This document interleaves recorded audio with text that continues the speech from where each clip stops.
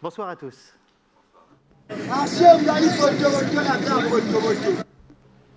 Imaginez que pour prendre un transport en commun, vous n'ayez pas de plan de ligne de bus, pas d'horaire de passage, même pas d'arrêt de bus. Non, vous avez juste ça. Quelqu'un qui crie des destinations. Marché Mungali, la ville, la gare, Poto-Poto. En fait, il annonce son itinéraire. Je suis allé plusieurs fois à Brazzaville, une première fois en 2003, c'était pour observer des gorilles, rien à voir. Je suis retourné en 2008 parce que je travaillais avec le ministère de la Santé, et les 2 fois, j'ai observé ces minibus qui s'arrêtaient à des arrêts visiblement connus de tous, mais signalés par aucune borne, aucun abri. Et tout ça avait une apparence complètement anarchique pour moi, avec mon regard occidental, bien habitué à des transports bien organisés et surtout bien prévisibles. Alors intuitivement, je me suis dirigé vers un arrêt qui avait l'air un peu plus dense, un peu plus tumultueux que les autres. Je me suis assis, et puis j'ai observé pendant plusieurs heures. Il y avait là des gens qui criaient des noms de quartiers que j'arrivais parfois à reconnaître. Des gens montaient dans les bus, me donnaient de l'argent. Puis tout d'un coup, les mêmes personnes criaient une autre destination. Les gens redescendaient des bus, récupéraient leur argent, d'autres montaient. Les bus partaient. C'était complètement incompréhensible pour moi. Vraiment, je ne comprenais rien. Alors que tous les Brazzavillois avaient l'air de s'y retrouver et de s'y retrouver assez facilement. Alors je me suis dit, je vais poser un peu des questions au bout d'un moment. Je me suis avancé et puis j'ai demandé à une personne qui était là, je lui ai dit, par exemple, comment je fais si moi je veux aller à Mikalou, qui était un quartier que je connaissais et qui n'était jamais crié, sans doute parce que trop lointain. Et alors la réponse était évidente. Il faut aller en direction de Mikalou, sans plan de ligne. Hein. Je dis, oui. Alors du coup, deuxième question, je dis, oui, ça prend combien de temps? Elle me dit, la réponse elle était encore plus facile, là. Ça prend du temps, mais ça va. Alors je me suis dit à ce moment-là, il va me falloir plus que quelques heures et même plus que quelques jours pour réussir à comprendre ces systèmes de transport. Aujourd'hui, ça fait à peu près 10 ans que je travaille sur ces systèmes et je ne suis pas persuadé d'en avoir encore compris toutes les subtilités tellement ils sont complexes. Alors ce que je me suis demandé à ce moment-là, c'est comment ces systèmes de transport, qui sans aucune subvention publique, contrairement à nos systèmes à nous qui sont très fortement subventionnés, comment ces systèmes arrivent à assurer des millions de déplacements par jour pour des millions de personnes dans le monde. Et est-ce que ces systèmes de transport, qui ont l'air d'émerger d'une forme d'auto-organisation et pourquoi pas d'une forme d'intelligence collective, est-ce qu'ils sont comparables à nos systèmes de transport? Et est-ce qu'on pourrait s'inspirer de ces systèmes, de ces transports pays du Sud, pour améliorer nos propres systèmes? Alors, ce n'est pas tout à fait aussi simple que ça, finalement. À Brazzaville, pour que vous compreniez, à un moment, il y a eu une demande croissante de déplacement, et les pouvoirs publics n'ont pas pu faire face à cette demande par déficit budgétaire ou déficit institutionnel ou les deux. Et à ce moment-là, ont émergé ce qu'on a appelé des transports informels. Ça veut dire quoi? Ça veut dire que chacun possède son bus et chacun fait ce qu'il veut avec tous les jours. Alors quand on parle de Brazzaville, on parle de quoi? C'est une ville qui est comprise entre fleuve et montagne. À l'est, le fleuve Congo. À l'ouest, vous avez donc ce qu'on appelle Brazza la Verte, qui normalement fait face à Kinshasa la Belle, en République démocratique du Congo. C'est une ville qui compte à peu près 2 millions d'habitants et qui est un peu spécifique dans sa structure parce qu'en fait, elle a une densité de population qui est plus faible en son centre qu'en périphérie. Le premier défi, ça a été de comprendre le fonctionnement global de ces systèmes. Donc on est allé discuter avec les acteurs du transport et puis on a fait ce qu'on appelle de l'observation participante, c'est-à-dire qu'on a pris le bus en payant notre ticket puis on a discuté avec les différentes personnes présentes. Ce qui est apparu à ce moment-là, c'est qu'à un moment, il y a une personne qui possède assez d'argent pour s'acheter un minibus et monter une forme de micro-entreprise. Et il va embaucher un chauffeur qui va se contenter de conduire. Et lui, il va devenir crieur. Alors vous me direz pourquoi il ne devient pas chauffeur? Parce qu'en fait, le crieur, c'est la personne qui va déterminer au fur et à mesure de la journée quelle est la stratégie à adopter pour maximiser son profit. Puis en plus, c'est celle qui est au contact direct de l'argent perçu, donc il préfère être crieur.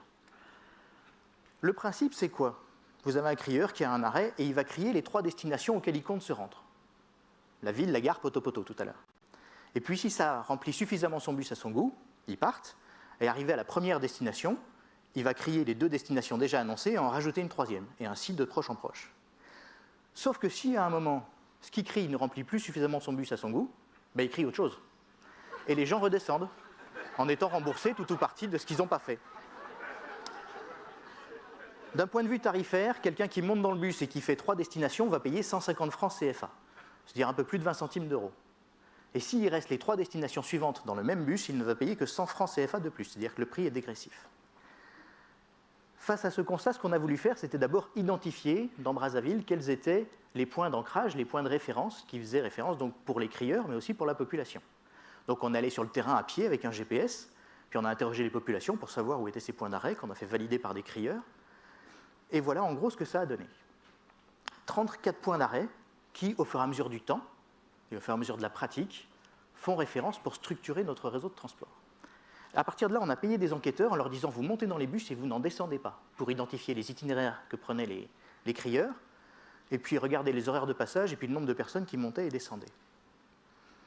Deux conclusions à cette première partie. Premièrement, ces minibus, en fait, ils ne sont qu'une partie d'un système de transport beaucoup plus complexe. Deuxièmement, les itinéraires empruntés par les crieurs fonctionnent sur des systèmes de boucles et non des systèmes d'aller-retour, ce qu'on pourrait rencontrer la plupart du temps chez nous. Avant d'aller... non. Donc, on a les YAS, les minibus, qui sont au centre de cette image, qui sont complétés par ce qu'on appelle des coasters que vous avez à droite, des bus à plus grande capacité. Les deux noms sont tirés des noms des modèles chez Toyota. Et puis à gauche, des taxis collectifs qui vont venir compléter le tout, qu'on appelle des 100-100, du nom du prix à l'origine, ça coûtait 100 francs CFA, à peu près 15 centimes d'euros. C'est des véhicules en toute fin de vie. Il faut avoir le cœur bien accroché. Avant d'aller plus loin sur la compréhension des stratégies, aussi bien des usagers que des crieurs, on a voulu voir s'il y avait d'autres villes dans le monde où on retrouvait cette même structure spatiale, ou si on retrouvait ce même emboîtement en termes de mode. Alors, après avoir regardé ce qui se passait à Brazzaville au Congo, on est allé voir à Lima au Pérou, à Bangkok en Thaïlande, à La Havane à Cuba, à Casablanca au Maroc, et enfin à Addis Abeba en Éthiopie. Alors La Havane est en bleu parce qu'on a dû interrompre le travail de terrain parce que nos enquêteurs se sont fait 2 fois arrêter juste parce qu'ils comptaient les véhicules à un carrefour. On s'est dit quand on va commencer à poser des questions aux gens, peut-être ça va coincer un peu. Donc on a reculé. Je ne vais pas tous vous les détailler parce qu'ils prennent des formes d'auto-organisation un petit peu différentes à chaque fois. Mais il y a des formes de récurrence qui apparaissent. En fait, on va toujours trouver des itinéraires localisés par des modes de proximité, les taxis collectifs par exemple, de temps en temps au centre, mais la plupart du temps en périphérie, complétés par des itinéraires traversant les métropoles, assurés par des bus ou des minibus, et ces modes vont rentrer en interaction sur des zones d'échange. Et ça va donner une structure récurrente qu'on va retrouver dans toutes ces métropoles, qui fonctionnent à peu près de la même manière. Puis on s'est dit, maintenant, on va travailler sur les stratégies, essayer de comprendre ces stratégies des usagers et des acteurs du transport, par exemple les crieurs à Brazzaville. Pour ça, on a fait appel à une autre méthode qui s'appelle la simulation spatiale par les systèmes multi-agents. C'est basé sur un travail de thèse que j'ai dirigé, ce que je vous montre là. Donc, on a dans un premier temps chargé les réseaux de transport réels de ces métropoles, et puis on a fait varier certains paramètres. Par exemple, le nombre de bus, le nombre d'usagers qui demandent, le prix de la course, et ainsi de suite. Et puis on a regardé ces différentes configurations, ce qu'elles donnaient en sortie, en regardant leurs effets sur, par exemple, la qualité et la répartition de la desserte, pour ne pas laisser des zones sans transport, sans solution de transport. Sur le nombre d'usagers qu'on arrivait à desservir et à quelle vitesse. Sur le gain qu'arrivaient à en retirer les différents opérateurs du transport. Et puis on s'est aperçu, au bout d'un moment, que les structures de réseau dans ces villes étaient bien différents les uns des autres. En fait, on a identifié 4 grands types de structures qui sont présentées là de manière théorique. En haut, vous avez ce qu'on appelle une structure de réseau maillé, c'est-à-dire qui va relier tous les points proches entre eux. Puis ensuite, de gauche à droite, vous avez une structure dite de Manhattan, où ce n'est pas le plus court chemin, mais on va suivre des routes la plupart du temps perpendiculaires. Puis un réseau en étoile, avec des points d'arrêt qui sont répartis avec des niveaux hiérarchiques. Et enfin, un réseau fractal, où il y a une reproduction de la même structure à des échelles différentes. Et on a fait varier ces différentes structures pour regarder ce que ça donnait en termes d'optimisation des solutions de transport. Ces simulations, elles montrent différentes choses. Elles montrent, par exemple, que l'augmentation du nombre de bus, au bout d'un moment, atteint un certain seuil, et qu'au-delà de ce seuil, ça n'augmente plus la qualité de la desserte. Et qu'en fait, on va retrouver ce seuil sur le terrain, et qui va correspondre à peu près aux flottes de véhicules réellement présents. Ça veut dire quoi? Ça veut dire que ces systèmes, en fait, ils s'autorégulent, y compris économiquement. Quand on retourne aux réalités terrain et qu'on reprend les vrais réseaux, on s'aperçoit de quoi? On s'aperçoit que ces transports artisanaux, en fait, ils s'adaptent toujours à la configuration de leur propre réseau pour essayer de trouver le fonctionnement optimal. Et puis on s'aperçoit aussi que les différentes stratégies avancées, elle développe un certain type d'efficacité. C'est-à-dire que, en fait, l'efficacité qui est développée pour assurer la plus grande qualité de desserte ne va pas être l'optimum pour maximiser le gain des opérateurs de transport. Ça ne va pas forcément ensemble. Ça veut dire quoi, finalement, tout ça? Ça veut dire qu'il y a 10 ans, je partais avec l'idée d'étudier ces systèmes de transport issus d'une forme d'intelligence collective en me disant le bon sens et la pratique collective valent certainement mieux qu'une réflexion centralisée qui, en plus, est obligatoirement partisane, de manière consciente ou inconsciente. Et en fait, pourquoi est-ce qu'ils fonctionnent, ces systèmes de transport?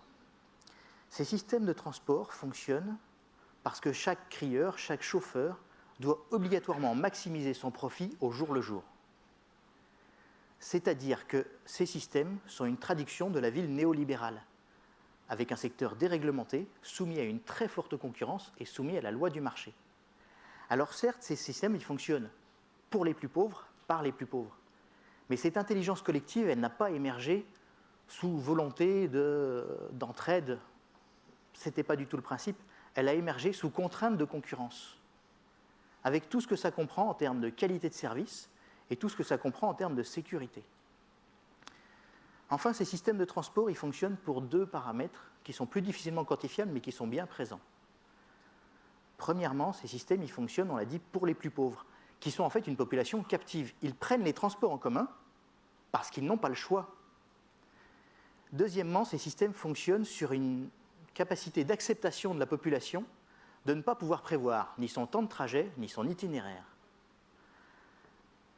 Et s'il y a quelque chose que j'ai appris dans tous ces travaux de terrain et tous les voyages que j'ai pu faire, c'est que la perception qu'on a du temps, la manière qu'on a de l'envisager et de le dépenser, elle est fortement ancrée dans nos civilisations. Et elle est fortement différente en fonction de ces civilisations.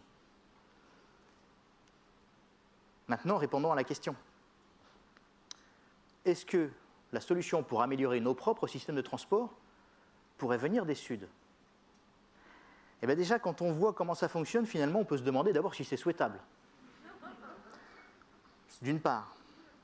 D'autre part, en fait, ces systèmes de transport, pour qu'ils soient adaptables chez nous, il faudrait 2 conditions nécessaires. La première, ce serait qu'il faudrait qu'on renonce massivement à la possession de nos véhicules personnels pour devenir une population captive. La deuxième chose, c'est que pour que ces systèmes fonctionnent, il faudrait qu'on accepte de considérer le temps d'une manière complètement différente et qu'on accepte que la prévision n'est pas forcément une nécessité pour l'ensemble de nos activités. Je vous remercie.